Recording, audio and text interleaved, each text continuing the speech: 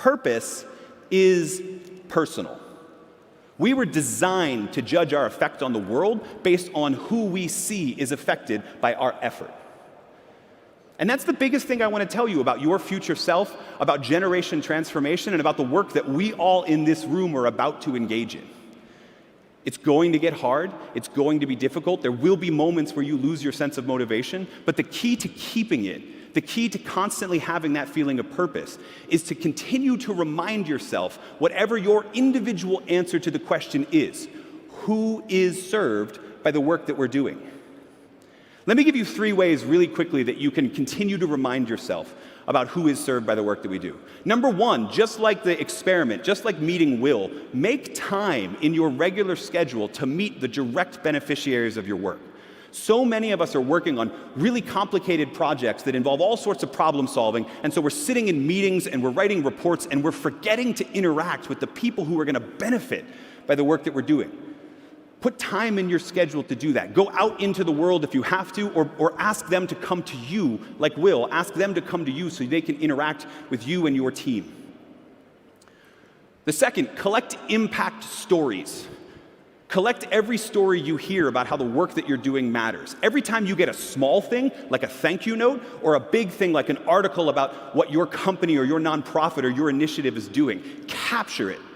Put it in a diary, put it in a folder. Here's what I do. I have a folder in my email inbox that says #who, the hashtag so that it's at the very top if I sort alphabetically. And every time I get a note from a reader, a person who attended one of my speeches, an executive who was a part of one of my workshops, every time I get an answer to who, I drag it into that folder so that I continuously have an answer to the question, who is served by the work that I'm doing? Do the same. Create a system where you can capture and collect those impact stories.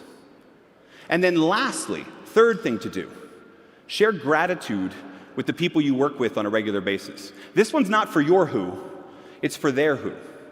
You know, we know the importance of gratitude on our own feelings of motivation and contentment and life satisfaction.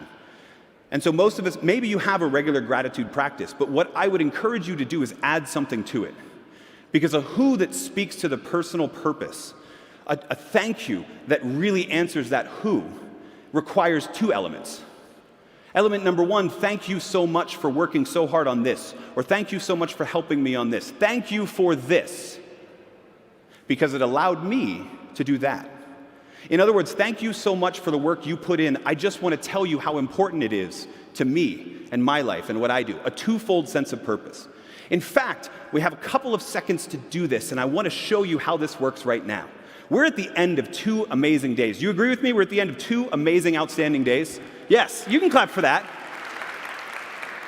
Better yet, there are so many people in this room. We're going to practice this 2-fold thank you. There are so many people in this room who get unseen. Camera people, I'm looking at you. Sound people, the people backstage who've been running and monitoring this whole event. There's so many people on this staff who've been working so hard. If this event has made a positive impact in your life, would you give them a round of applause right now? Would you give them a thank you?